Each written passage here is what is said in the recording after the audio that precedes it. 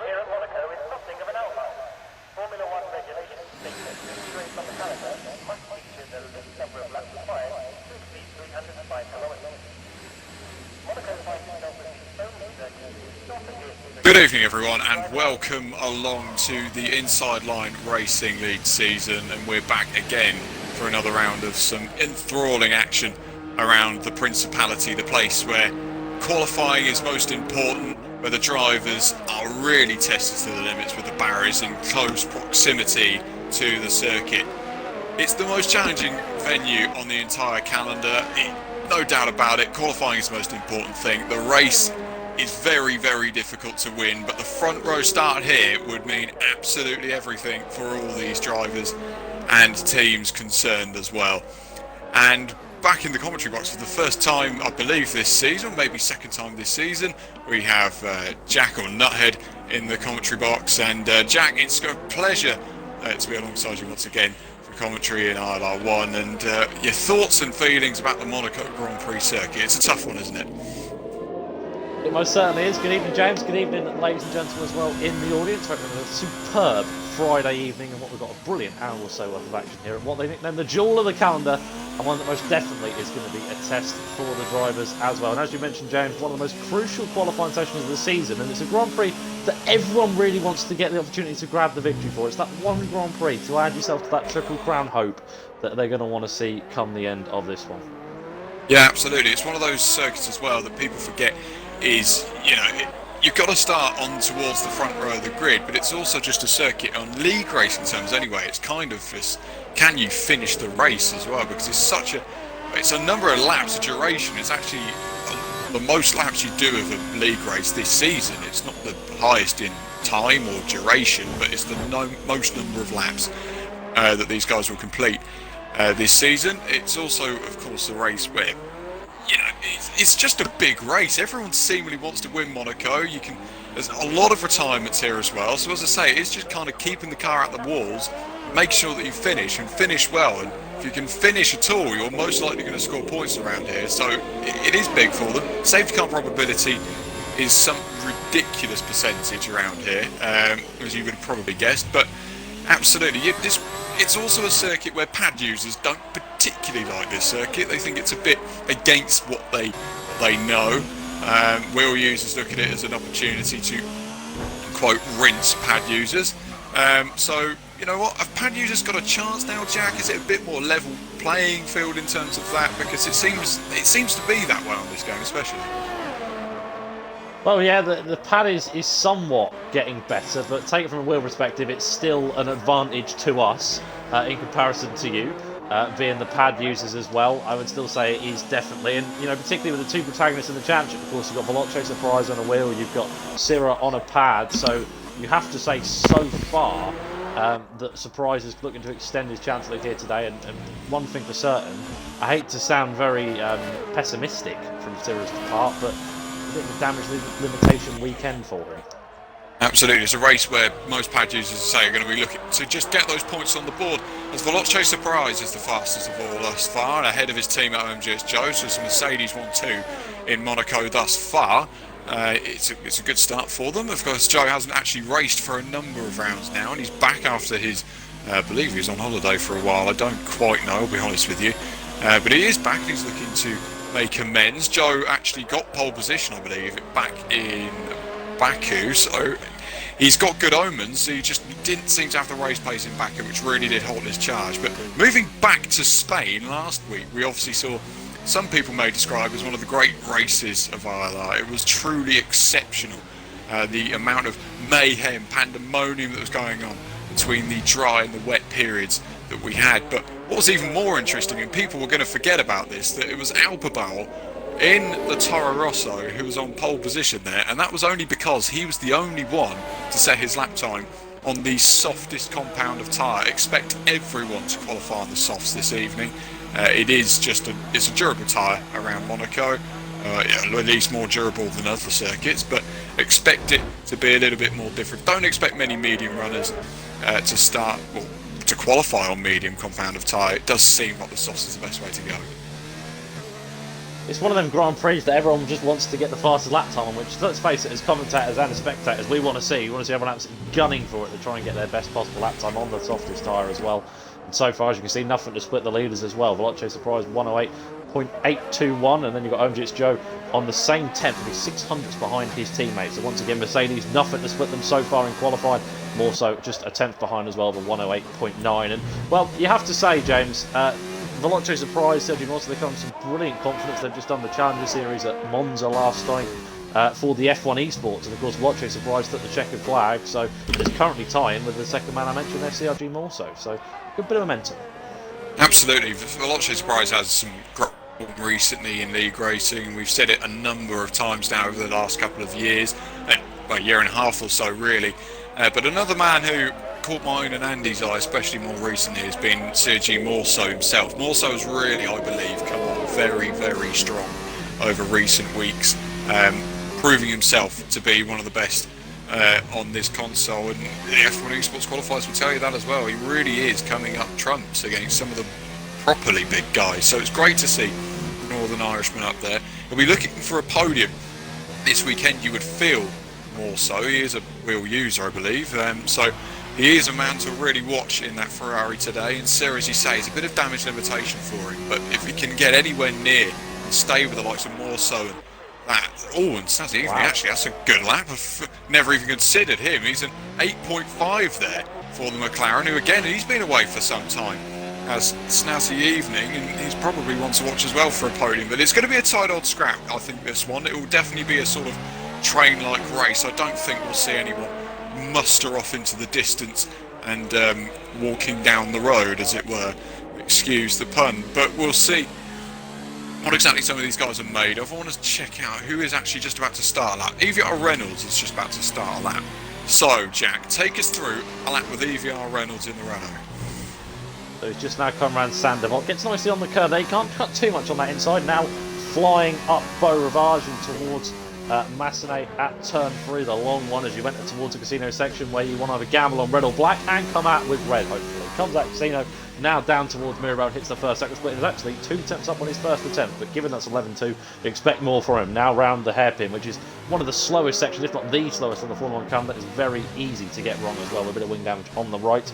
Out of the second part of Mirror Road and through towards Portier, now goes under the tunnel, under the lights, a very unique section as he fly under towards turn 9 and then come out into the sunshine, and all of a sudden, poof, you're awake into the braking zone on the Nobel chicane, which can very easily be a good overtaking opportunity, is one of the few. Now towards Tabat at turn 12 and hits the second split just now, and is 7 tenths up through towards the swimming pool section now at turn 15, and then up towards 16 now, and comes up towards the final couple of corners. First up, Raskas gets a bit deep there, but shouldn't really cause too many issues. Now through towards Anthony Nose at 18 and 19. DRS goes open for the Renault up towards the line, and it's a 109.9. Not quite what he would have expected, but still P10 nevertheless.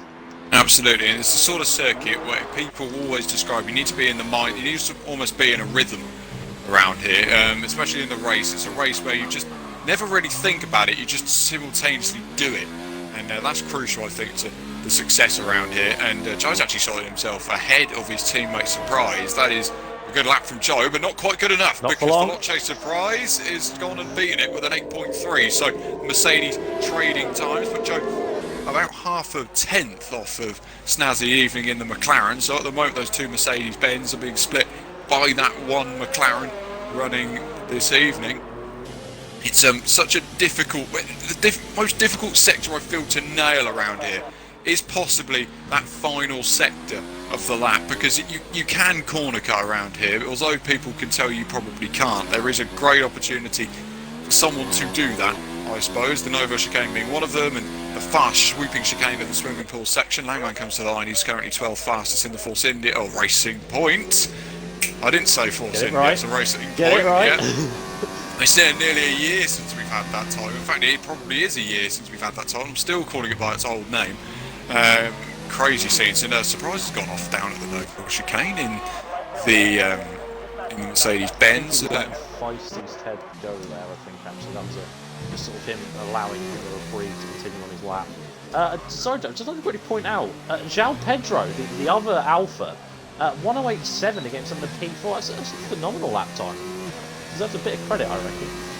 Absolutely, yeah. He's a driver who's definitely sort of proved himself over recent weeks and more weeks really for João Pedro. It was a case of last week. He was actually the fastest medium runner. So had Albabal not put in a soft lap, João Pedro would have been on pole, which would have been some story because he would have outqualified his teammate for. I think that would have been the first time this season. I think it was the only time he's outqualified his teammate this season. This may be the second time. If it all goes to plan, the Renault pulling right out of the pit box there, just witnessing that. Very, very close to that Alfa Romeo from João Pedro. But yeah, it's all sort of tightening up now. We've got about 7.5 minutes to go, or 7.25, if that. It's all ticking down to just a number of minutes to go. 7 minutes really we're looking at on the clock. And there's still Veloce surprise ahead of Snazzy Evening and OMG's João Pedro in 4th, and more so 5th. You've got Verstappen in 6th place and Baztek is 7th. He had a good showing in the F1 Esports, I believe, as well. The qualifiers, I believe, on Thursday evening. I'm pretty sure he competed in it, and if he did, he done pretty well, because I remember seeing a tweet bar. Albabal is currently 8th, and someone popped up the leaderboard. It was Baztek, I believe, in the Haas, and he's moved himself into 5th place. Good effort from Baztek. We're just rounding out the top 10. Albabal is currently 8th in the Toro Rosso. Another good showing then for him. Sierra only 9th at the moment, and Rosberg rounding out the top 10. Sierra is on an outlap, so he'll want to improve in the Alfa Romeo. He's currently 9th quickest. Indeed he will, and when you look at it, you know, he finds 2 attempts, he's in the 7th, and there's a bit of a bridge between the top 6 and the rest of the field at the moment, about 3 tenths between them, which doesn't sound like a lot, but I can tell you from experience and commentary of ILR for the few times I have done, that is a big margin. So Sierra has got a little bit of time to find if he wants to get himself towards the leaders, but to get himself into P9 for the first attempt was good, and now got to try and back it up with another one, potentially try and get a 1 away. That would be good enough for him as he now begins his lap time. James down towards Sandivot, and well, with 6 minutes to go, he's got plenty of time, so anything goes wrong, and speaking of which, it just has. He's invalidated. Yeah, it's a horrible turn 1 actually, because you want to be so committed into Sandivot, but turn 1 is just, you know, the pit straight isn't even as straight, so you're always sort of locking or looking at that right front just to make sure that you don't cut the corner of Sandivot. It's an easy place to go wrong. It's a very difficult corner. And then when you're not thinking about nailing Sandivot, it's the exit of Sandivot as well. You don't want to run it wide as some people do, and they really do, right up against the barrier. Around here, there was, you know, I've seen famous scenes from TV shows gone down the years, where a certain Citroen DS3 got very, very close to a wall on the outside there, and he was, let's put it politely, you know, it wasn't this, you know, his face probably wasn't the same colour afterwards. He was probably a bit of a shade of green with sick pewing up, but we'll see how Sierra's able to get on the pad. Of course, he's got a big sort of real opportunity to. He just needs to score points, is what I mean. It's so crucial, this race in his championship, but it's not the circuit that he would have wanted going into this stage of the season. And we'll see what Sierra's able to achieve then. I'm sure he will come and do another lap. Joe goes fastest of all in the Mercedes-Benz. That's an 8.1, so he's lowering the bar even further. Sierra's about to begin a lap. Let's actually watch Sierra on this occasion and see if he nails Sandivot this time. And look how close. 6. James Veloce surprise up to line for response to his teammate, and he's fastest. 1-upped once again. Yeah, he's nailing it, isn't he? It's Veloce surprise at the moment. Well, Snazzy Evening is currently in the pits as well, so it's all sort of going on down there. Sierra's actually coming through the end of the first sector and into the Lowe's hairpin. It is the slowest corner on the calendar, and look how much lock we'll be looking at to get through there.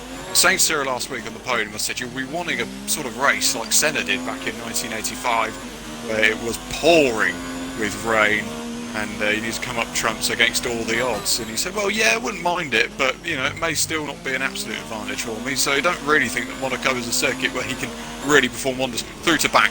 When you nail this corner, it's possibly my favourite on the calendar because you need to punch it on the exit of to back. Really need to hit it hard, and then through the swimming pool section, get right up close to the barriers again towards Rasgas, and look how tight he keeps it through there, nails the line through Rasgas, and Anthony knows that follows as well. Don't clip the curve on the outside, it unsettles the car, and then run down towards the line. Sierra goes 4th fastest, a respectable effort, has to be said from Sierra. That's a great effort.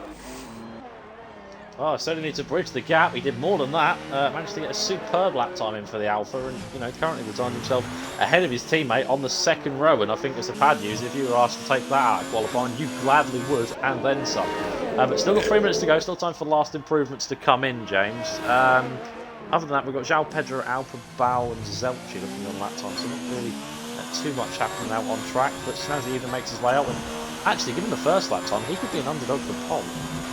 Yeah, he certainly could be. He's got a real opportunity in the McLaren here, and he's always been good on that pace. It's the one big plus for Snazzy Evening, is he knows his one lap pace is right up there, and on his day in qualifying, he can really knock it out of the park. Currently, he's half a second off of pole position at the moment, which is some effort. João Pedro coming in with a lap there to go third fastest in the Alfa Romeo. It's a tremendous effort to go third, and 8.4. It's really respectable from these Alfa Romeos. They're putting on a show here in Monaco, and they really are rolling the dice, and it is coming out red most of the time, as probably corrected by Jack earlier on. Let's see what Snazzy Evening's able to achieve in the McLaren. He'll begin his lap as well, and he will be one of the first to complete his final run in qualifying, you would feel.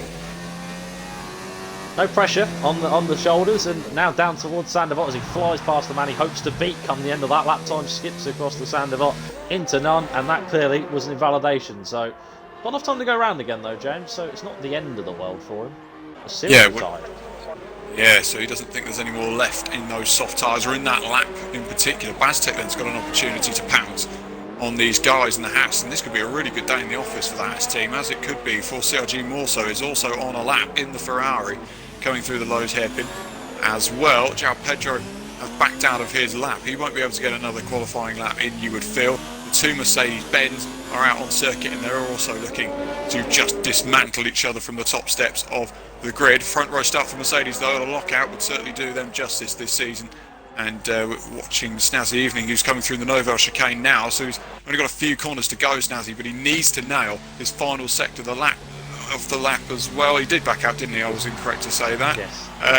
And more so is one to watch then in the Ferrari, unless he's backed out as he comes into Rasgas. He has. I think really the man you got to watch out for is Bastek through the Novel chicane. What's happened? He's stopped as well. He's gone slowly. Joe was actually blocking it, seeing more so on that particular run. More so had to peel off and get out of the way towards the pit lane. So here we go then. It's the final showdown in qualifying here at Monaco, and it really is going to hot up between the two Mercedes cars, and watch out for the McLaren of Snazzy Evening. He's on a lap as well. He cannot afford to be caught up in traffic in the McLaren, and here is his opportunity to pounce on the top two. Surprise is coming through. He's just begun his final lap in qualifying. Joe is really not in a good way, not in a good place to be, because he's actually sat behind a Ferrari with more so. That may pay him okay in terms of slipstream, but through the corners he's going to feel the front end sliding away from him in that Mercedes.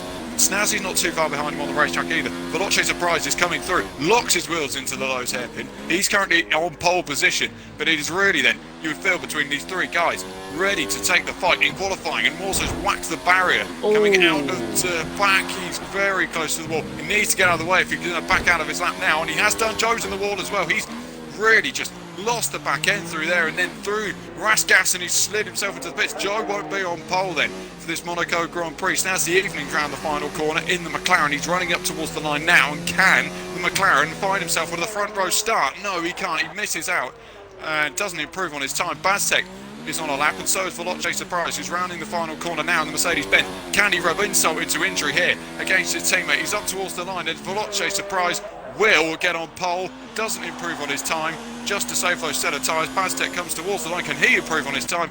I don't believe he does. He stays P6. Drylix in the Ferrari is one of the final cars to take the checker flag, along with Feisty Ted, who's up towards the line, and he's the closest man on track is Feisty Ted.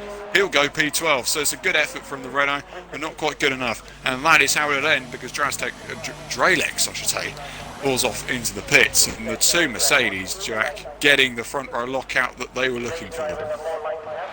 Well, we were in for a climax again, and in the end it's actually ended in a way that, well, it suits Mercedes because they've got a front row start, but I'm sure likes of Snazzy, João Pedro, they're a little bit frustrated that there's a bit of a gap, but still nothing really to separate those two, and we could be in store for a fantastic race, James.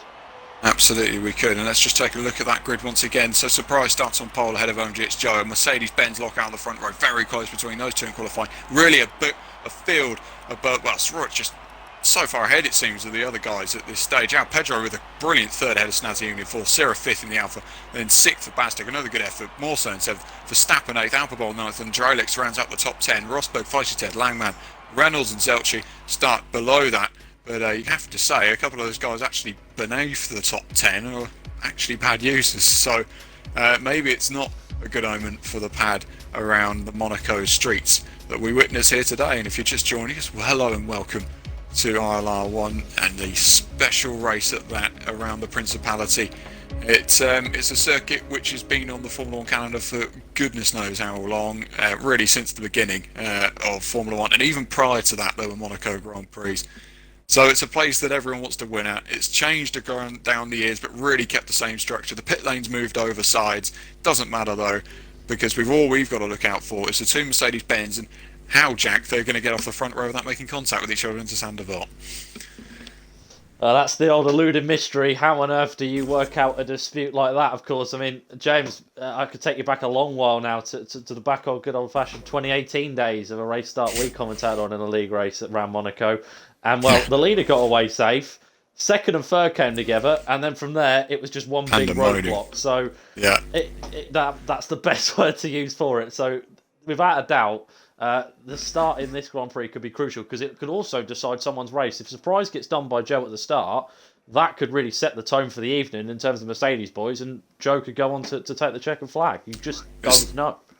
It's the analogy I used a couple of races ago, where it's almost like a cycling race at that point, and especially a race like this, where you always have a pace setter, and then someone will keep changing, and it'll change again to another pace setter. It's just a case of who can evenly balance out who is the fastest at any given point in the race, and it may not be the case that those guys are the quickest throughout the entire Grand Prix. As we get the formation lap underway, it's probably crucial then to look and to see if anyone, indeed there is one, who has decided to opt for the medium tyre. That man is Feisty Ted. Everyone else starts on the soft compound tyre. This is one of the shortest laps of the season around these Monaco streets, and many people say that, again, if this was a circuit that was introduced next season as the Formula 1 calendar and no one had ever seen it before, they'd say it wouldn't be allowed, because it's just simply, people could say, is just not a Grand Prix sort of venue anyway. In terms of the circuit structure itself and how close everything is, it's not one of those circuits where you can afford to get anything wrong. Certainly a calendar, certainly a circuit I should say, that I'd like to see kept on the calendar. Yeah, and, well, we have to wait and see how the drivers, let's face it, some of the best drivers on this game, full stop, are going to be able to manage this very, very difficult circuit at Monte Carlo. Like you said, it's an absolute staple of the calendar now. But if it was brought in, there would be absolutely no way, Jose. And people to watch out for from the start. In particular, of course, you can watch out for Feisty Ted, see where he actually manages on them medium tyres. We've just lost TSR Bastic from the lobby. He's still in game, so he can actually get back in. Not sure what's happened there as well. Snazzy Edom tension on the second row. Him and João Pedro, phenomenal qualifying from them. They could actually be a hindrance for the front two Mercedes, but well, I'll just leave it up to you now, James, because the cars are beginning to get their way towards parking up on the grid. Absolutely, and as many of you would have probably noticed, a lot of drivers wearing the pink helmet this weekend or this week in remembrance of the late Antoine Hubert, who is desperately missed by everybody across the community and the Formula 1 community as well. A driver that would have one day have maybe raced on these streets in these great Grand Prix cars and won in F2, and it was a close race that day. Can anyone pull it up and pull up trumps here in ILR? We go to 5 red lights ahead of the drivers. Lights out, away we go, and it's a pretty poor launch, you could say, from Veloce. He could be under pressure from Joe into Saint Devote, squeezes his teammate out, and there's Snazzy evening into the wall at Saint Devote as well. He's got it all right. Pandemonium. Oh, massive! Oh. There's carnage in the background, and all sorts of carnage. There's Toro Rosso, yeah, it's all off down at the back of the grid, and no one's got through one. Plenty of carnage through turn 1. Absolute pandemonium. Snazzy, I think, has had a bit of contact with João Pedro or someone like that, and all of a sudden, just like that, it all gone wrong for the McLaren. As you mentioned, everyone just got manically hit up in that bit of contact, and eventually the cars just caused an absolute traffic jam. Both the Racing Points stuck involved as well. They've got absolutely no front wings. But other than that, the leaders got away safely. Surprise didn't have a good getaway, but then again, nor did Joe. Neither of them really had the world of getaways that they would have wanted here at Monaco, but nevertheless, they're still leading. Now João Pedro into 3rd, Verstappen up to 4th, a great start for him as well. Cyril holding down on 5th, but the amount of carnage with the back runners, it's just it's absolute pandemonium out of Saint Devote. we've lost James here, so some issues in terms of connectivity. But beginning lap 2 now, it's now surprising leads. Joe second, João Pedro in third, Verstappen fourth, Sirra holding on to fifth ahead of Morso and Dralex as well. A good start from one of the 2 Ferraris, with Dralex up from 10th into 7th as well. But pit stops coming in, both the racing points in, Zelchi in, Snaz even unsurprisingly is in. Feisty Ted and TSR Bastek is actually, his AI is actually going to have a hell of a start here now. He's up into 10th place thanks to all their issues.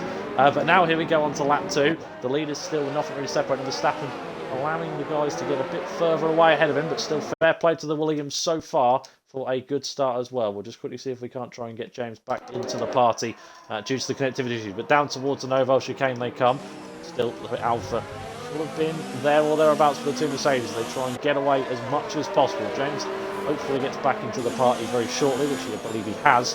And now we just await as the consistency begins to set in now. Now we've had the start, and yet I completely agree in the chat. Tom saying no safety car. I have absolutely no idea how the safety car did not get it deployed there, but it didn't. Nevertheless, James, are you there?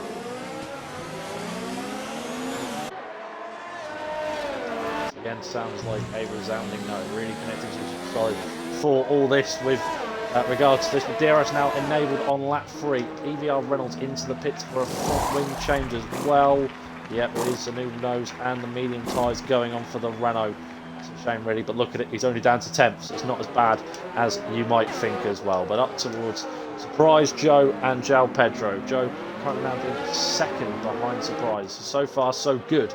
Both Mercedes, they're holding on to that 1-2 they so desperately, well, you could say deserve so far in this season. Both absolutely phenomenal pace as well. Down towards the tunnel they come once again. Still 1.1 behind is João Pedro, and the further, nearly 3 seconds back, is Verstappen. Sirra and Morso on the back of him. Could they try and move potentially as well? Meanwhile, Feisty Ted being passed there by Snazzy Evening. Further down the field, that's in 13th. Those guys have all stopped, however, through towards Tabac and towards the swimming pool section they come once again. Still funneling on through ahead with these 3 drivers. We've got Verstappen, Sirra, and then Morso at the back of it. And coming through towards Vasquez, this man at the very, very close back between them all, round towards Anthony Nose as Joe goes fast. There's no response there from his teammate, however, who has now got a bit of a gap. 12.2 set there by ILRGT Joe, and the gap now 6 tenths. So it's come down just that teeny weeny little bit. Of course, 1 DRS zone around this circuit, and of course down the start finish straight on this, which they now have for the remainder of the Grand Prix unproviding there is no safety car deployed. Down towards Mirabeau, a bit of a lock-up, a really good lock-up there from Veloce Surprise. That's a bit of the first sign of weakness, really, for ILRGT Joe to sort of pounce on a little bit. A first real sign of excitement to form behind the man, of course, representing the pink helmet here today, as is his teammate as well. Under the lights they go for the 4th time in this Grand Prix. I'll see if I can't try and get James back into the party. Again, apologies for all the issues we are currently having with regards to party connectivity. As into the pits comes Bastek's AI, so they decided enough was enough. As through towards the swimming pool section they come. James back into the party, will hopefully very shortly. Now towards Raskas come the leaders again on that 4, and seems to be a feeling out process so far. Speaking of which, into the pits goes Veloce Surprise, and I wonder it's going on to the hard medium tyre. No, it is the hards. The hard tyres going on. So he is going to try and play the long game here today. He should come out safely ahead of EVR Reynolds.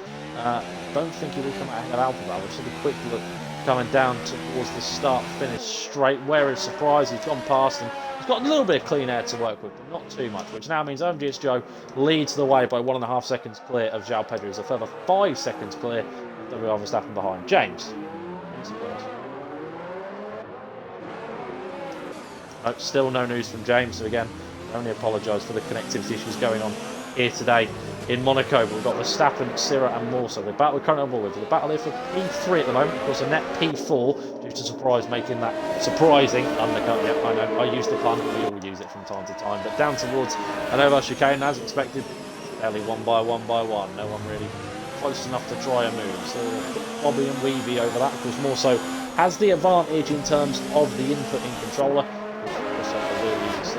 Just sadly pad, and of course is on a damage limitation weekend, trying his best to close back to the championship gap to the championship leader. But meanwhile, into the pits as a response comes ILRGT Joe also onto the hards. In comes Sirra, in comes Morso as well. they're all going to go onto the white-walled hards. Let's see, however, where Surprise comes out with regards to his teammate. Yeah, we're on board with Surprise now, going down the pit straight. We can just see him passing a few cars in the pits. Where is Joe? He's already passed him. He's now getting up to speed. Also, we get the opportunity to cut turn one, which should give him a little bit of an advantage, but he has gained by about a second. So fair play. Surprise put on that undercut and absolutely timed it to perfection. And it sounds like we do have James back in. James.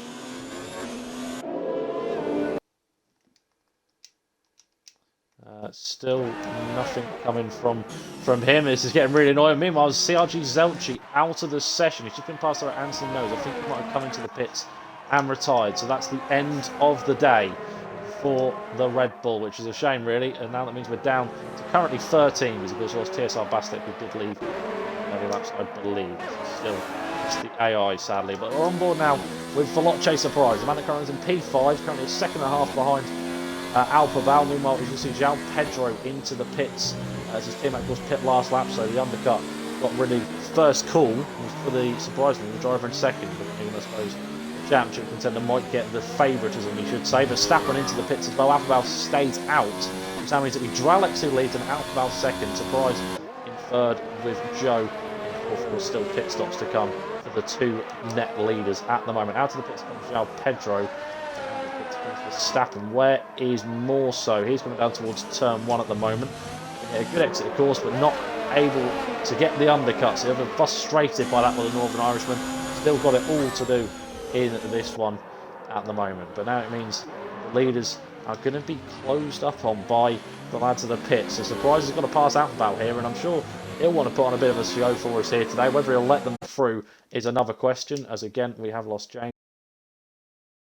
And for some reason, there's no idea why he's done that. Apologies for that. Briefly just went to home for some reason, but we'll try and get James back into the party again. I can only apologise for all the issues. Just left the lobby, so clearly just going to have a brief reset. So you've still got me just for a little bit longer. How very sorry are you as well, of course.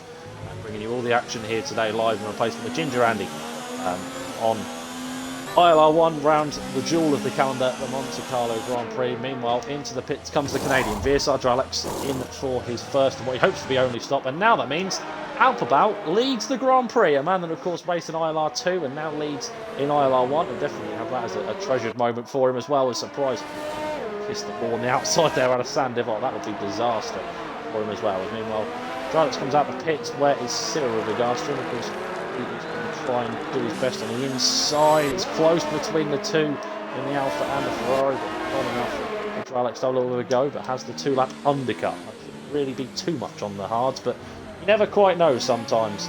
As we're now right on board with Joe here, who's going to have an opportunity here as his teammate. If Alphabal does not pit, then it means that the Welshman is going to put on a little bit of pressure here by his teammate. And of course, these two are best of times. Of course, Baku, if you remember rightly, there was a bit of an incident there with these two in qualifying, so hopefully they've ironed out all the creases and they'll work together once again to bring home Mercedes' first 1-2 of the season. I'm sure they would love to have the opportunity to do it. There's only 3 different winners this season: Tyrrell Limitless, Syrah and Veloce Surprise, and could Andrew Stroke add his to the list by beating his teammate? Who knows? As the Grand Prix continues to unfold. Alphabal again stays out another lap, which means Surprise might have to do this move on track if he wants to hold on to this race lead. Down to turn 1 they come. Lap 9 of 39 at the moment. It's still currently, after the pit stops come in, Alphabal does lead, but he has to make a stop. Then comes Surprise. Joe over 4 seconds back at João Pedro. A little on his own at the moment. 5.7 seconds clear of WR Verstappen behind, and also closing into him as well. And Syrah a little bit. His teammate, his VSR Dralex, the teammate to CRG more so, also dropping away just that little bit. But here we go up towards the leaders, and as you can see, we're on board here, only it's Joe, the man at the back of this train, and he's probably licking his lips at the opportunity to finally have a little bit of a go at his teammate. But they can't do it too much. It is the Monaco Grand Prix after all. Down to the Novel chicane come the leaders, and Alphabal is going to be like a bit of a sitting duck here for Veloce Surprise. It looks like he breaks late, and that actually leaves the opportunity for him to close up. Meanwhile, Langman goes out of the session as well. A safety car or anything like that. Still currently having issues towards us before they come. The leaders all in a train. Alphabal being an absolute hindrance for the leaders at the moment, and this is working perfectly into the hands of Joe and into the pits. comes Alphabet, and now this presents an opportunity for them to sort of stick together. Of course, Surprise has DRS at the moment. He won't have it come next lap as well. Well through Sandivot for the 10th time. And 3 seconds behind is João Pedro. Interestingly, Alphabet still going on the hard compound tyres as well. No one decided to extend that for mediums. Of course, medium tyre runners, EVR Reynolds and CRL Rosberg. The Racing Point and the Renault, of course, they had a stop early on after the absolute carnage that was turn 1. Alphabet comes out in a lonely P8. 5.5 seconds behind the small train that sort of descended a little bit ahead as Surprise continues to lock up his tyres at the moment, but down towards Nouvelle Chicane, and still Joe really had the match of Surprise, but he looks to be conserving so far, not really giving it the absolute full beans, but then again, nor is Surprise. Both of them know what's at stake, but they have dropped nearly a second back. João Pedro now 2.5 seconds behind, so he could be a dark horse for this one, now towards Rasgas. He's presenting himself for the 2 Mercedes at the moment, while through towards Anthony Knows. Meanwhile, back towards the battle in between Verstappen and Morso. Currently, been a phenomenal Grand Prix for WR Verstappen, getting himself up from P8 at the start into P4 after avoiding all the carnage. Yellow flag in section 2, meanwhile. Just trying to see where that has come from. It's being waved ahead, whatever it may be. Cleared up. Not too sure what that was caused, but the yellow flag being waved for. It might have been Snazzy Evening, but it was not. Started way up the field in P4 after all the issues he's had. Falling down the grid after the incident at turn 1. If you have missed the start, absolute massive pile up. I did actually see in the chat someone had clipped it.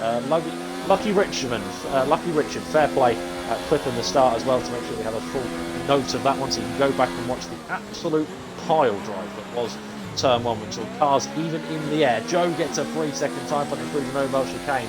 That will be a kick in the teeth for him as the Grand Prix continues as well, as we can begin to get into the consistency phase of the Grand Prix. They're all on the hards, they're all going to just keep their nerve and keep on going in this Monaco Grand Prix. Around Rasgas, and there you can see in the background is João Pedro. Second behind, the Brazilian doing a superb job after qualifying in P3. Of course, the top 3 have not changed order since they started. They have all been 1st, 2nd and 3rd in quali, and now here 1st, 2nd and 3rd after 12 laps of this one as well. So far, so good for the Welshman. Holds on to the race lead and looks to extend his championship lead even further out the front of the field, and still no sign of James. I'll wait to see if I get a text through my phone or something like that to see what has happened to the man. Usually brought to commentary with, of course, me filling in for the Scottish Wizard, as I will call him, is Ginger Andy. I'm just going to ask James as well. Hope you're all enjoying this beautiful Friday evening that we've got. Yeah, I actually have to agree with you, Hamilton. Yeah, sometimes we do get some corner cut issues due to the spectator menu as well, so that could explain it. My apologies. Getting too excited. I think there might be a battle brewing up, but maybe not just yet. So Hamilton letting me know the information, being of course a very quick driver, very quick. As well. Round towards Rasgas, and Anthony Knows come once again, and still have kept the gap this time to João Pedro. The gap now 2.2, so just keep your eye on that gap behind, because that Alpha could begin to cause issues in this one as they now come up Sandivot once again. The 2 pink helmets, of course, represented for Antoine Hubert, the late and indeed very great Formula 2 driver. Sadly passed away, of course, and well, everyone flying the flag really for them so far here at Monte Carlo as OMG, it's Joe, decides that that Mercedes is going to turn into a Formula drift car as well through towards that. So put on a bit of a spectacle for us. Now come round the hairpin. This is a section you don't want to slide. Valtteri Bottas did, if you remember rightly, this season as well, where he absolutely held his nerve through the hairpin and somehow managed to come out. Well, it should have been quicker, really, in my opinion, but drivers not so quick when they're drifting as well. Under the tunnel, though, go the front 2 and looking to potentially become the front 3 as well, as all of them skip across the Nouvelle Chicane. Back up towards the back. There's a fairly calm moment at the moment in the Grand Prix. Nothing really too dramatic, shall we say. You can't be surprised after all. On board with a battle here for P4 at the moment. Still more so being frustrated by WR Verstappen, but you can't say fair play to WR Verstappen so far. A superb drive to come to him in the P4. carry on to that one. As the Grand Prix continues, we get towards the halfway point in this one so far. The leaders still remaining the same. Still no sign of James, which I have to apologise once again for all the issues. Of course, apologies for the start as well, which was rather lag infiltrated, shall we say. Lag, Alessandro. So my apologies for all the issues we've had. Hope to resolve them, and well, don't worry, all the issues will be resolved. There's meanwhile Surprise again locking up, and Snazzy Evening, the man that started in P4, goes out of the session here. We'll see if it's a pit lane retirement. It looks to be. Yes, it is. Out goes the Finnish driver, and that's a shame now. We're down to 11 in this one. One more driver and everyone will score points. How about that? Even playing field. Snazzy even leaves the session. Gap now to João Pedro between Joe, 1.6 seconds. So the Brazilian is putting the pressure on just a little bit here. Turning up as we get towards the midway point of this one. Of course, with Joe very much conserving as well. Support coming in for the chat for the Brazilian drivers. Absolutely incredible to see such a great support for them. Our fellow colleagues down in South America. João Pedro holding on to P5, doing a superb job to hold on to that one. And of course, Sira holding down P6 in what is without a doubt a damage limitation weekend for him. It's now through towards Robo and the hairpin come the front two. And Joe getting very close to the back of his Mercedes teammate, the 34 and 36, definitely leaving no room for comfort. They're well and truly getting to know each other a little bit. Now out of Portier and under the tunnel once again. That's a really, really slidey exit for Joe. It was a bit of sort of keep the car under control was the first priority for the Mercedes. As once again, the spectator cam really is showing Surprise locking up a lot. I hope it's not that much. I would have thought it's not that much as well. Towards the swimming pool section they come, still in the same order. Still remains the same in terms of the front three. They all qualified first, second, third, as they were as well here today. Out towards Sandivot they come. DRS, of course, wide open, and 1.6 now between João Pedro and Joe, so pressure could be on the next few laps for the Mercedes. The Alpha could start having a knock on the door a little bit, shall we say, for the man in the Mercedes, currently holding down the Mercedes 1-2, because Joe picked up a very early 3-second time. Let's have a look at penalties whilst we have a brief lapse in play. Of course, no warnings for Surprise. The penalty for Joe, and has picked up another warning since. João Pedro, just a one warning. Verstappen, a warning, and more so just a warning as well. So everyone else fairly the same. It's just Joe at the moment, but as you can see, he's only got to worry about that P3, because look at the gap behind him to P4. Verstappen 12.7 seconds behind. Hold it, we're trained here. More so, and Sira at the moment. Of course, all of them on mediums, despite the graphics showing the medium tyres. They're all on the hards, I should say, at the moment. As they stand down towards the swimming pool, they come skips across the left-hand side, which you can do, of course, around this one at the moment. And it'd be interesting to see when actually how long they can remain like this, because the gap now 1.4, and if the DRS comes in the next few laps, João Pedro has got a really good opportunity here to upset the numbers really of the Mercedes crew. They're probably beginning to worry just that little bit. The shoes beginning to shake. Remember, Christian Horner used to always do that on the pit wall. Might start doing that here today as well. 17 of 39 on the battle behind between more so Verstappen and Sira. Still, more so is stuck behind Verstappen. He's probably really frustrated at the moment. He's getting closer and closer down the only DRS straight we have. Can't quite take advantage of Verstappen. Very slowly, difficult to see what is happening there. It's sort of allowed Sira right on close behind as well. This battle merging, we've got a battle between the top three, battle between 4th to 6th as well. What more could you want on a Friday evening here today for ILR1 here, Monte Carlo Grand Prix? They all want to win. Meanwhile behind as well, Alfa Romeo against Dralex, a full battle of ILR2, would you believe it? Now in ILR1 for P7, Monaco Grand Prix. They fly under the tunnel. It's got towards the other Ferrari at the moment, trying to find their way past over that band, the track that has very limited opportunities for overtaking as well. He's absolutely pushing that Williams through this section of corners now towards the swimming pool as well, and towards Raskas, getting ready for take advantage of the only DRS track we have Monaco Grand Prix. The start finish straight and they come out of it, and it's a good exit from Verstappen. Not so much for Morso, but he still continues to close and close. Will he try a lunge under the brakes towards Sandoval? Close enough once again, and lap 18 is looking like a junior. They were out down towards Beaurivage and towards Massa, and they round the outside. Goes Morso. Has he got the nerve to try and hold it? Yes, he has. Round the outside. What a move this could be, and what a sensational bit of racecraft. CRG Morso finds his way through down towards Mirabeau. However, Verstappen still trying to look for a way past him, couldn't quite just yet, and finally Morso is reprieved, and now got to see the 16.8 second gap ahead of him. What a sensational and stunning overtake. CRG Morso take a bow. Fair play WR Verstappen. He left him the room as well. Both drivers had mad respect for each other in that one, and now Morso can begin to set his sights on getting himself hunkering down into that P4. Back now towards the battle for the race lead between Surprise and Joe, and meanwhile Sirra has gone and got himself a time penalty, which is not going to help his cause in this Grand Prix because no one really around him has one just yet, so frustrated that that's come in so far. Meanwhile, I say a battle, is an overtake there. The CRL Rosberg, the Racing Point, made an early stop, so did EVR Reynolds, now 9th and 10th of swap positions as well. We've still got the battle here between Surprise and Joe, and you wonder if they'll be able to turn up the heat just a little bit now between these two. We'll just see if James has got back on. No sign of him, unfortunately, so he's still stuck on me. Meanwhile, sorry, Dralex now has got past Verstappen as he picked up damage because Alphabao's now on the back, and yes, he has a massive chunk on the front left, and the man that I was praising so much for such a phenomenal start has had it all dissipate before his very eyes.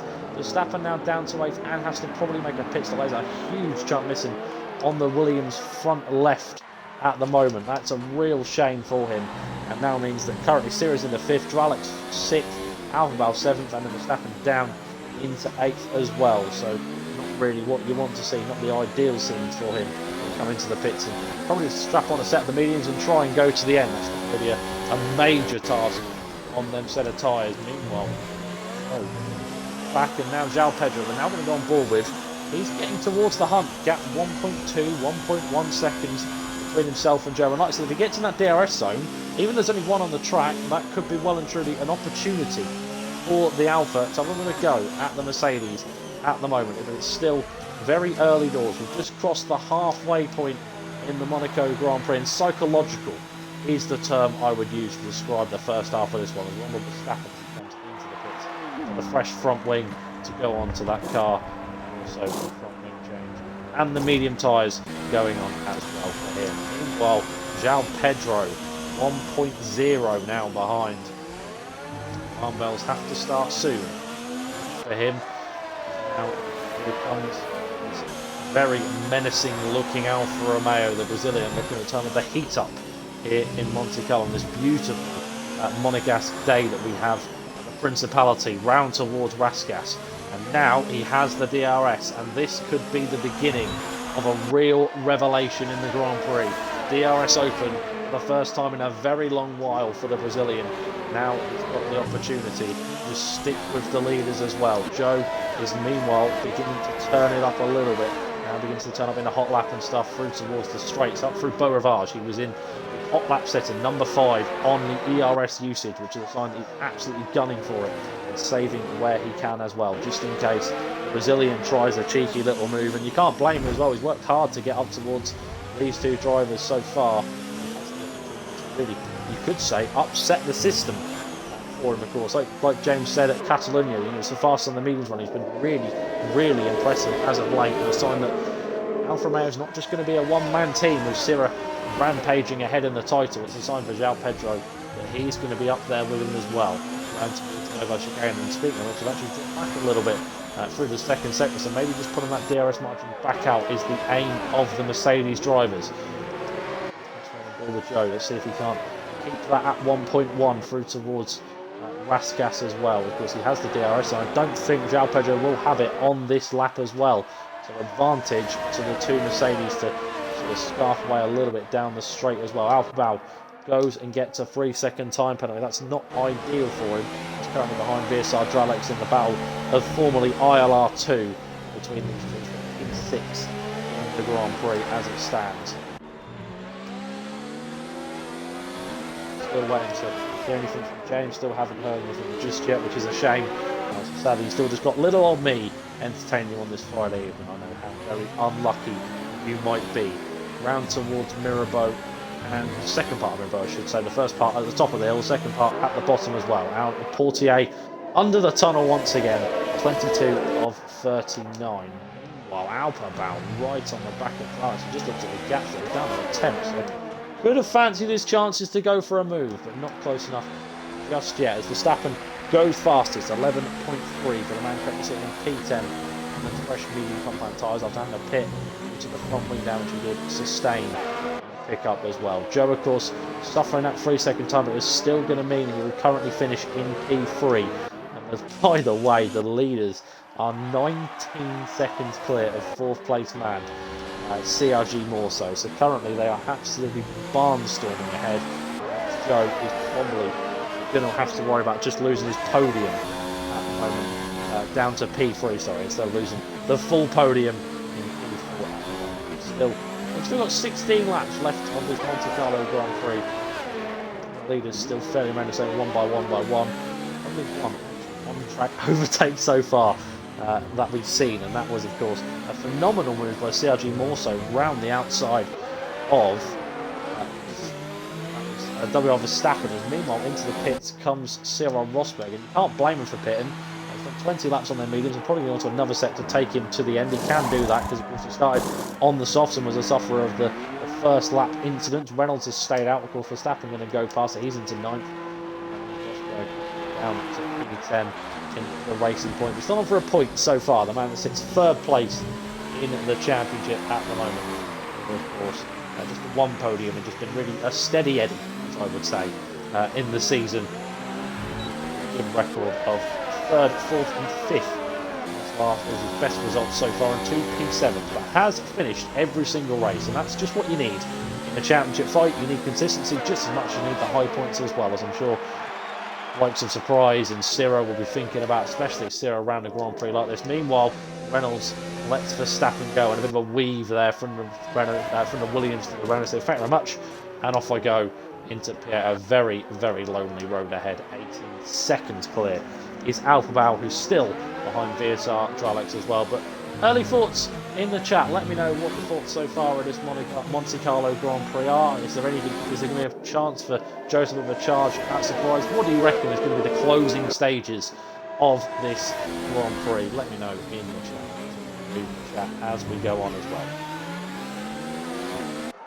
We'll just wait to see how it's going to funnel out really, because Joe carrying that time penalty as well, which does mean he might not even have a go at his teammate here, because he just thinks, well, I'm not going to have a chance to go for him. Maybe just try and hold off João Pedro in the hope that he picks up a time penalty himself. There's some Brazilians in the chat really cheering on the man in P3, currently doing superb, nothing less than a superb job as they enter lap 25 of 39. Grand Prix. Wait to see if A will get James back, or B, anything else we will see unfold, of course, as this is really the point where consistency can fall into play. It more or less feels like a race where it's a race of attrition, where everyone tries to sort of stick it out and it turns into an endurance almost. Everyone has that mindset of, well, the leader ahead of me might make a mistake, I might stick behind just to prevent me from making a mistake as well. Well and truly is the Grand Prix is like no other, the Monaco Grand Prix, because it's so unique in terms of how the drivers race around it. Everyone takes it fairly and very, very careful indeed. Down towards the Oval chicane, and once again they all slip across nice and calm. The front three, a good nearly pit stop clear of the field behind Ciro, by the way. He's got that gap to 2 seconds to Morso. Of course, Morso and Surprise, very much superb as of late in the Challenger Series, the F1 Esports Series. Those two currently tied at the top of the title with 36 points apiece. So incredible to see from those two, and of course don't forget we can tune that on Thursday. I'm not commentating, I wasn't plugging that for that reason. I'd never do that. Anyway, on to lap 26 of 39. I'm going to get myself in a big load of trouble for doing this, but still remains the same between Surprise and Joe. I'm watching these drivers drive around for 26 laps in the same order that they begun in. Mercedes currently working out the fair order, thinking my yellow flag waving into sector 2.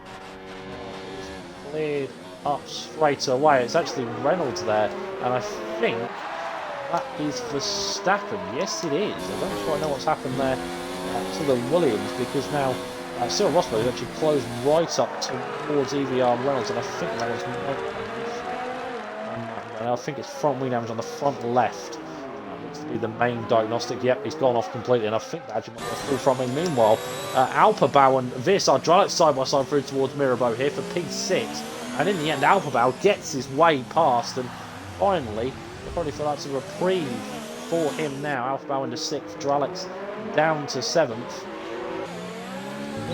Opportunistic from the Swiss driver on the Canadian.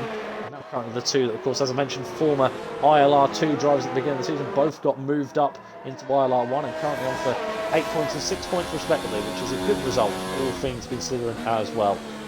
To move themselves up into the championship as well. Dralex looking to bring on his first points of the season.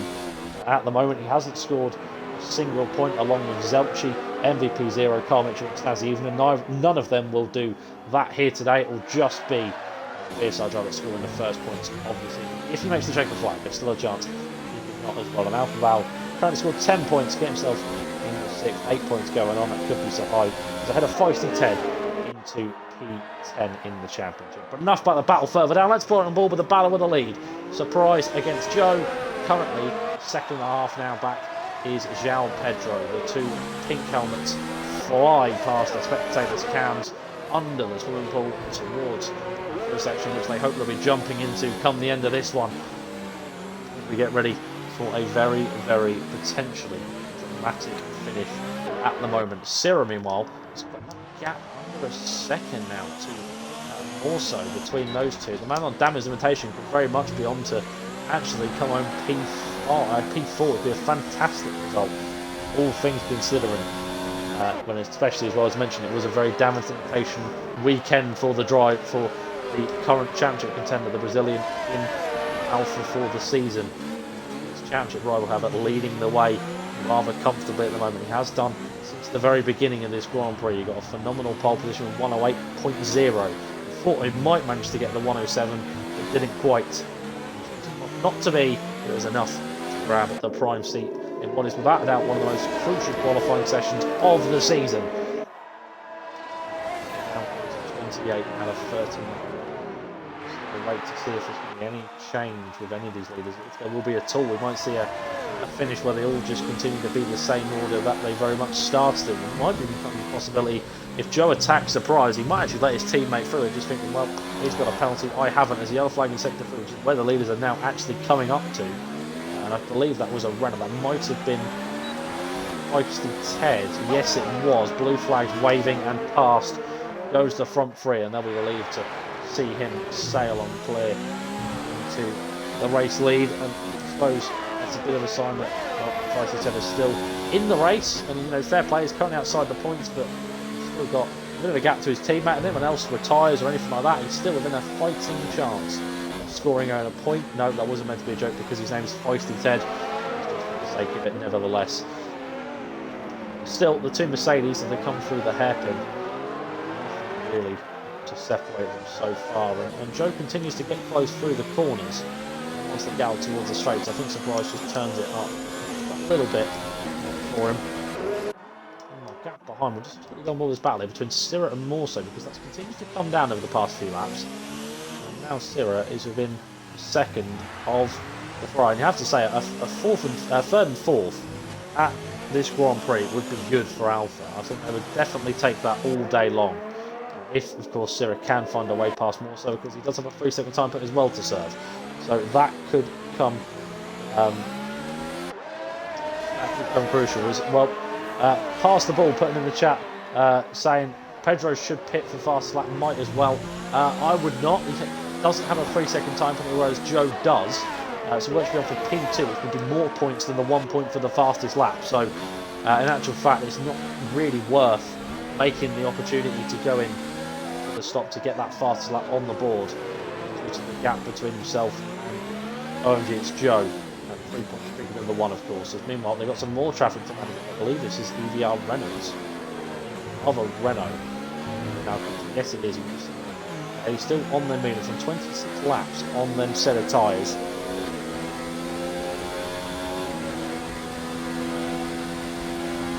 As well, it's now the guys, of course, let us know in the chat. The yellow flag is set to 2, which is, of course, EVR Reynolds actually getting out of the way for the leaders. Fair play, he sort of really let them go there and knew that really in a battle there's no point holding them up that much.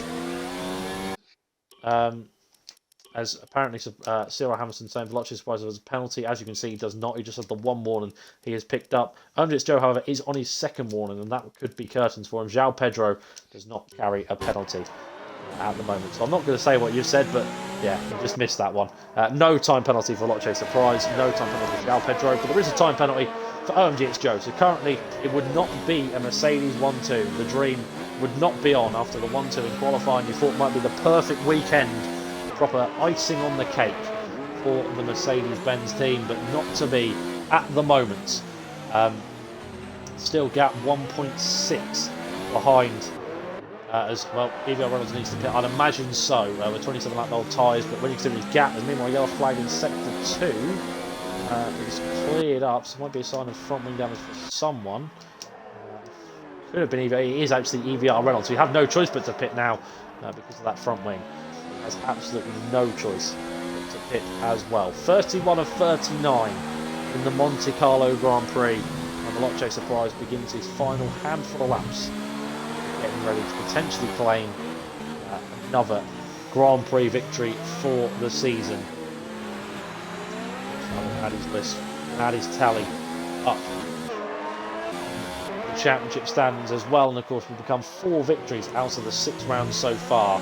Not a bad record to have, really, is it? With 2 second places, has not come lower than second in the first handful of rounds, which is quite incredible. Meanwhile, unsurprisingly, EVR Reynolds in for a stop, and it's going to be the red. Is it going to be the hard tyres going on for him? So, want to make sure you get to the end. Why not go on the hards? There's no doubt about that, as the leaders have done 27 laps respectively. Reynolds now going on the hards himself. Maybe didn't have a fresh set of softs to use. That's what it was. Didn't want to risk taking them to the end, of course. Has burned out a set of mediums as well. As Verstappen goes and gets time here, is as well. Pass the ball coming in the chat again. Sarah has a quiet race, that's fair to say. He well and truly has. But currently on the back of CRG more so to find the way past as well. The bigger pass over Verstappen, which I think might have been a damage-driven move. It could have been not. It's Joe very nearly could have caused damage there. He kissed the wall on the right hand side, and that could have been a disaster for him. Well, just been informed about the issues going on with James. Got a power cut struck. As well, hard tyres, why not soft? It's an unusual strategy, I must admit, but it's what he's decided to do nevertheless. But Rumble now, we're back between Syrah and Morso. This battle could very much go on to be a really exciting one for P4, of course. And as mentioned, the damage limitation weekend for the Brazilian and Northern Irishman looking to bring him another handful of points in his championship bid. Of course, he currently sits in P6 in the championship. Of course, the podium at Baku in the 8th place last time out at Spain could bring on another 12 points here today, which would in the tally be in really good favour, because of course P1R Brown not here, 2R Limitless also not here, so that's 2 drivers that he could overtake, and they will actually do, as it stands, go on to what will be 41 points and go clear of Limitless by 2 points. And then a further 8 points behind is Cyril Stone, aka Cyril Rosberg, but he's going on for 2 points as well. So he's going to hold on to P3 as it stands in the championship. Go 18 42, so will actually go ahead of more so by a point. There's a yellow flag meanwhile in sector 2, but again it clears up. Is it the leaders being let through? No, because they're in sector 1. Might just be the pack behind being let through potentially by the 2 Renaults. But as we get towards the end of the Grand Prix, in the chat, who do you think is the driver of the day in your opinion? A few candidates out there, definitely João Pedro being one. I have to say Veloce Surprise and Joe. The front 2 have been superb. Quite a consistent race for Cyril as well in 5th. Let me know who your candidate is for driver of the day. Who knows? That might be the one that actually makes me decide as well. As Pedro come into the chat, yep, I have to say.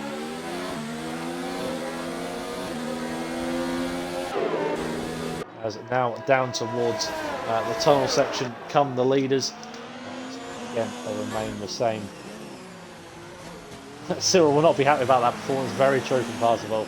That he'll probably be disgusted on that pit wall, hoping to make a revelation of things. And at least he's not part of Haas. I'm sure Gunther Steiner is absolutely having a really, really good shouting session at TSR Bastek at the moment. He's really getting the finger out and starting to wag at him a little bit. I would say what he says on the Netflix series, but I don't want to be not coming back to these ILR streams, let's put it quite frank. But lap 35 of 39. We've got just about 5 laps left to be done on this Monaco Grand Prix, and Surprise has made the first one mistake I saw in the whole Grand Prix. He absolutely slid the back end out of San Divot, and so far been an absolutely faultless race for him. As Verstappen and Rosberg could actually catch Dralix. It's a very good point actually there from Cyril Hamilton. Maybe you should be in here and do my job instead. Definitely better than what it seems to be. I am a good spotter. Yeah, it could be interesting to see if they do close up, but they are on 14 lap hold. I mean, they're only going, I suppose, like some 26 lap hold hard, so a bit of a neutral playing field really, as now we begin to wonder when do the leaders begin to push, because now once again João Pedro back within the DRS range of OMG It's Joe, so it is once again opportunity presents itself to João Pedro, but he's just gone back of the Novo chicane. Sort of just a better exit from the Mercedes could very well be. Darlington more so in Cyril. This could continue right up to the final lap at the moment. But now they begin lap 36 of 39. As well, Cyril Hamilton saying that he absolutely loves the commentary. Fair play. It's a really good thing to do, I must admit. Take it from me. I've done it for 2 years. It's been a great experience, and I'm absolutely privileged to bring you all the action here today for ILR1. Of course, sadly, would have been the co-commentator with James, but it wasn't to be. Got stuck with me for 39 laps. I know how very sorry I am.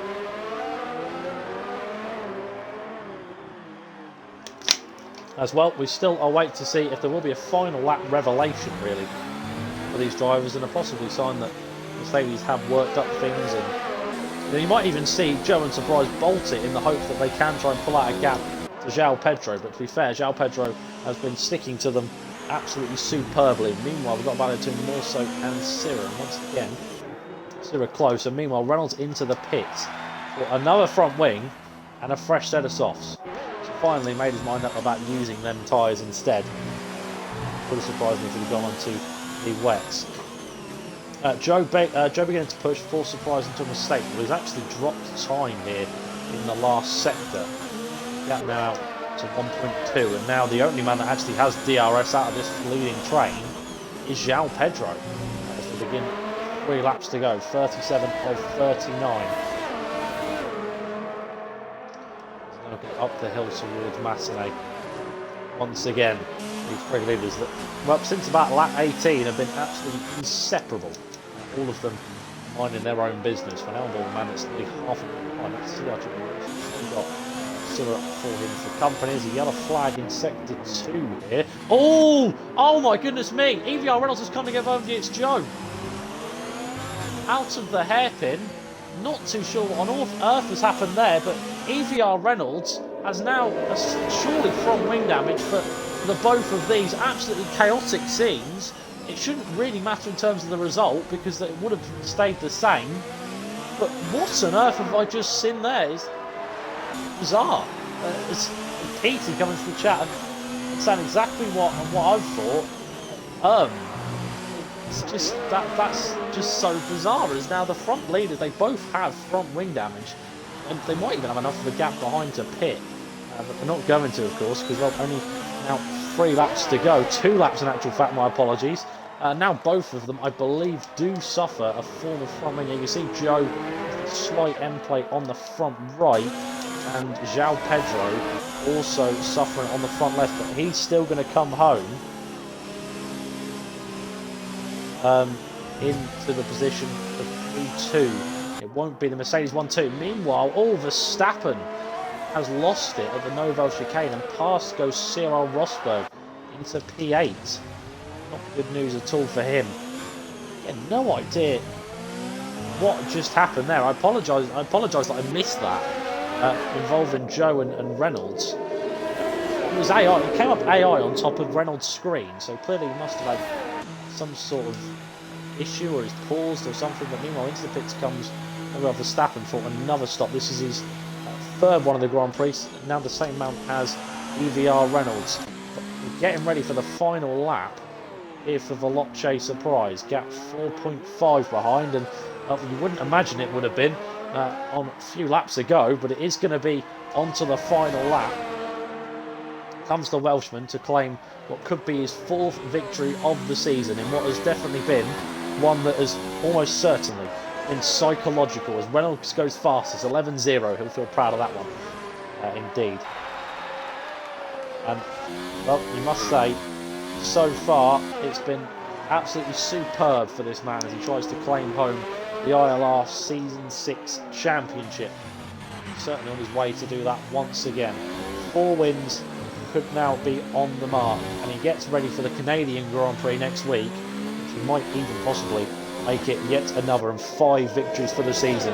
We wondered what would happen here at Monaco. We knew for a fact we would see a revelation potentially, and we've well and truly seen that, as though once again Veloce Surprise continues to lock up on the spectator cams.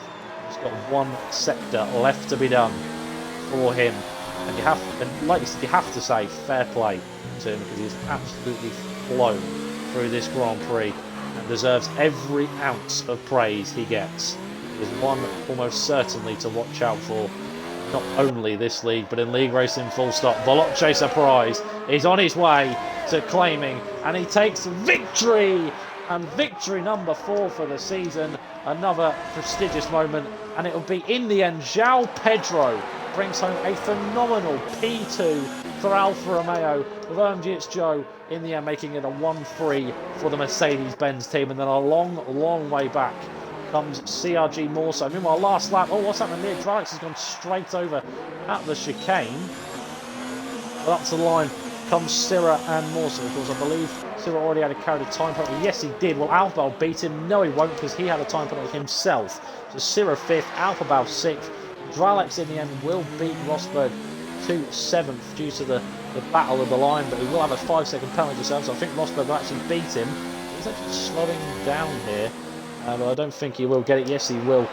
Dralex in the end into 8th and Rosberg 7th. And outside the points, EVR Reynolds crossed the line instead of Feisty Ted, but he came in 10th. And he got double Verstappen, who again has damaged his wing and had a phenomenal start. Was in the P4 and looked to be on for a superb result, but front wing damage in the midway stage. And in the end, it's 2 points for the Williams driver. And that will conclude that one. That's the Monaco Grand Prix in the books.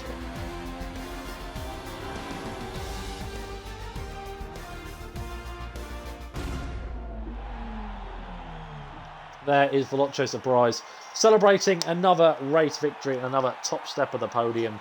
Veloce Esports for himself and also for his ILR Championship hunt. Fair play to João Pedro, a phenomenal 18 points going home for Alfa Romeo. A brilliant result for the Brazilian, and also fair play to OMG It's Joe for a P3 as well in this one.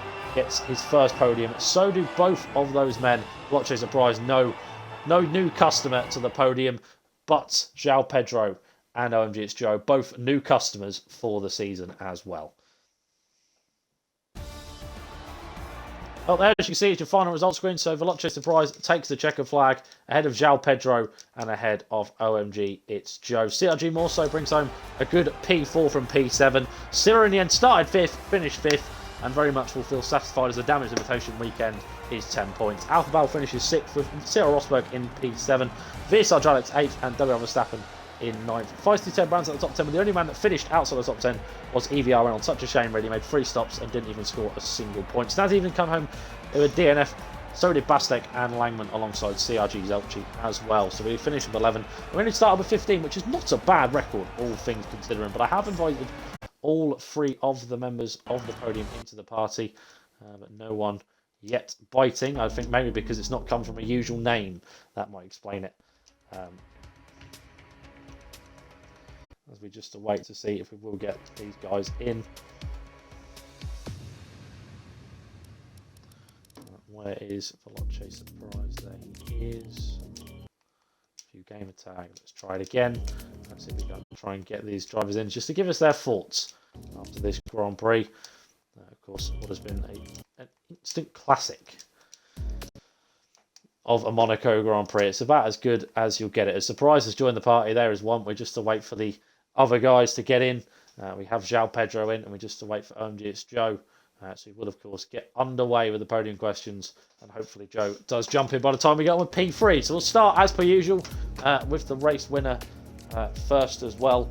Start with Voltaire Surprise. And, well, Surprise, first thing first, congratulations on P1. And, well, to be fair, I described it as a psychological affair. Would you agree with that?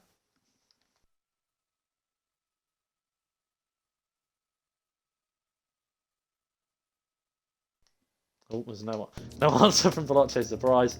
Well, surprise. Sorry, I had to make the joke. There's João Pedro. We're just waiting for the race winner to let us know he's here, so I can get on the way with these podium interviews. I believe I know Surprise has a mic. I think. Just also waiting for Joe as well. So there's Joe. We've got one in. So I'll tell you what, just while we have a moment, I think we'll go in reverse order instead. How about that? I'll mix things up a bit. We'll start with third, go to second, and then we'll see if first is there to give us. There he is! So, there we go. We'll start with Surprise instead. How about that? It's actually worked out nice and calm. Well, Surprise, first thing first. Well, that's not good.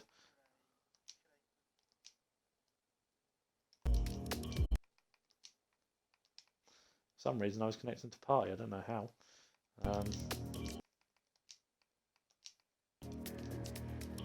Appear to have issues with the podium interviews here at the moment. As I'm just waiting to hopefully get an invite from Joe or someone to get back into the party because, well, for some reason, apparently I've been connecting. You guys still heard me though, which is good. I just need to join OMG's Joe's party. I just need someone from the party to actually give me an invitation. Either that or I just need them.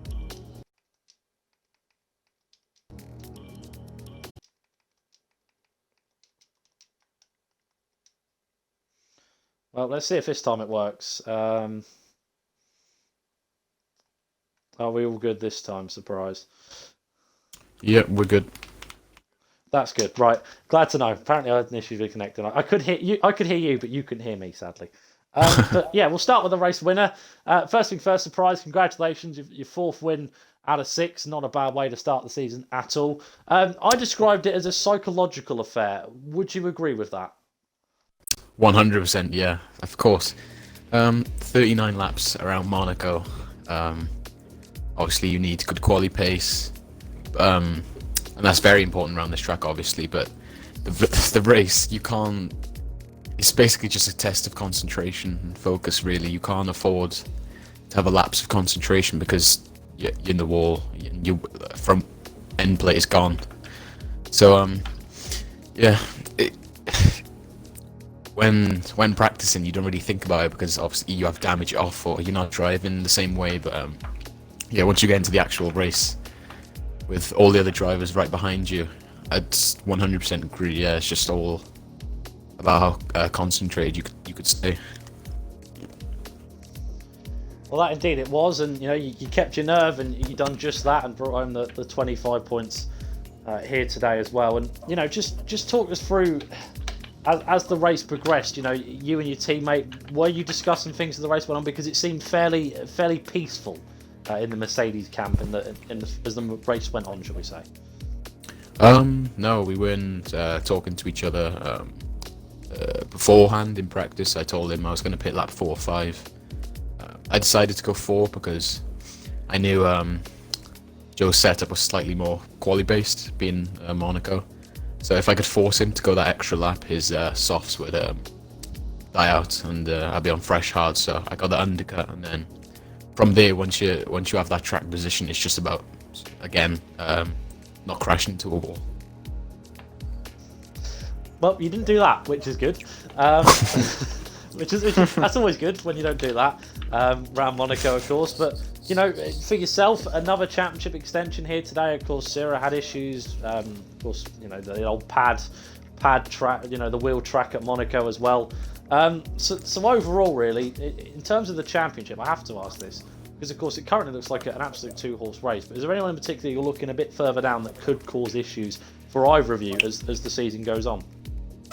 JD is one to watch out for. I don't know how many more races, if he's going to miss any more races.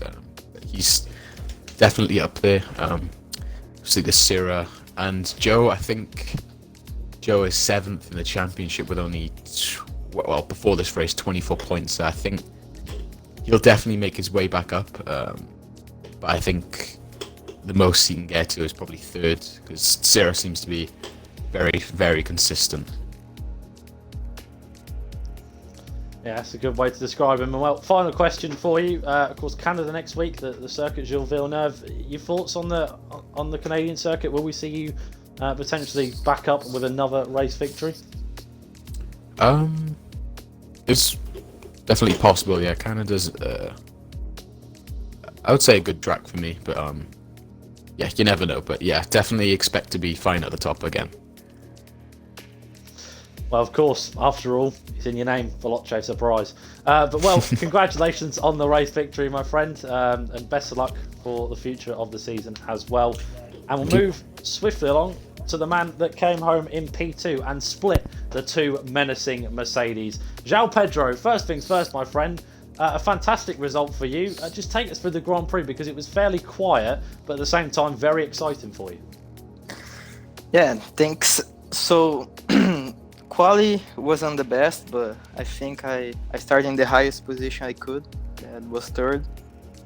And yeah, from in the start, I don't know what happened exactly with Snazzy. Like his car just pushing me off. I haven't saw yet. But yes, apart from that, the race was fine. Pace was good, especially on the hard tire. In the whole stint, I managed to catch the two Mercedes guys. And yeah, it was a really hard race to keep the focus, not nervous. When I saw was getting closer and closer, just to keep focus, doing what I could. Yeah, congratulations to Josh that won the race, to Joe as well. And yeah, fucking finally, I managed a good result in this league. Just hope I can keep this momentum going to the season. I love the passion. I absolutely love the passion. That's just what you want to hear. Well, for yourself, again, the championship, you're thinking about the sort of the midfield pack. Just talking to you briefly about where you'd like to finish in the championship, what would be your main target? What would you feel satisfied with come the end of the season? At this moment, I think 4th. Like, I know at this moment, I think I'm not even the top 10, but I think my aim is to finish in the top 3, but it's gonna be really hard, but I will keep working and hope I can finish at least in top 5. That would be an awesome achievement considering the first 5 races. That like last race I managed to start on the front row in front of Syrah and Surprise, which was really, really good. And yeah, just keep this momentum to get the best results every weekend. I love the ambition. I absolutely love the ambition as well. You're just someone that keeps ticking my boxes. Final question for you: Canadian Grand Prix next week. Your thoughts on the Circuit Gilles Villeneuve track? Well, it's a really special track for me actually, because I managed to qualify to the Pro Draft in the last edition with a lap on that track. And yeah, hope I can deliver another good result to Alpha. And yeah, just manage top 5 would be nice. Well, we'll have to wait and see. But again, congratulations on the P2 and well Thanks, done mate. for an absolutely superb podium. You deserve it as well. Move swiftly along to a man that, well, he's come on a P3, brought him the first podium of the season. OMG, it's Joe. Joe, Just take us through the race from your perspective, because you probably spent about as much time in dirty air as anyone's ever spent. Yeah. Not really much I could do. I'm actually really happy with that race, because going into it I was not confident at all after crashing at the last race I competed at Baku. I was kind of expecting to again today, so I wasn't really pushing too much. I was just making sure I got to the end of the race, and got a good result. P3, not the greatest. Obviously you want to win, but you just can't overtake it. And I didn't do too much practice because I've only just in the last day or two got back from being on holiday, so I was really limited on practice. So that's my excuse for why I got the 3-second time penalty. But overall, not too bad of a race. Well, everyone's got to have their race driver excuse, and I'm glad you've got yours just there. Well, in terms of the championship from your perspective, just trying to sort of get some decent results as the season goes on. Again, same question as what João Pedro had. What's your target for this one? Well, I don't know how far I'm off in the championship at the moment. I think Josh said I'm in 7th, so I'm like 80-90 points off. So winning the championship is most definitely out of the question, but maybe top 2, maybe I can beat Syrah. I don't know, depends how well the pad holds up for the rest of the season. I'll be happy with 3rd, I'd say. Love the confidence, and of course, best of luck with your endeavours with that. I should say that's a very big word. Anyway, Canada next week. Another track, and your thoughts on the Canadian circuit? Will we see you up here again potentially? I haven't really done it on this game at all, but if I'm getting penalties at Monaco, I'm definitely going to be getting penalties at Canada in that final chicane. So we'll have to wait and see, really. Well, of course, and congratulations on your P3, a very well-deserved drive, and arguably could have been a Mercedes 1-2, but wasn't to be. Nevertheless, best luck next week for the Canadian Grand Prix. But that will conclude it, everyone. Thank you very much for your support. I have to admit, through Grand Prix, which has not seen too much overtaking side-by-side action, your support has been absolutely superb on this one, peaking at 60 to 70 viewers, and your support is always appreciated. And don't worry, I will be gone next week. You'll be back for your normal team of James and Andy as well. But from me and from the ILR team, thank you guys very much, and see you same time, same place next week for the Canadian Grand Prix. Goodbye.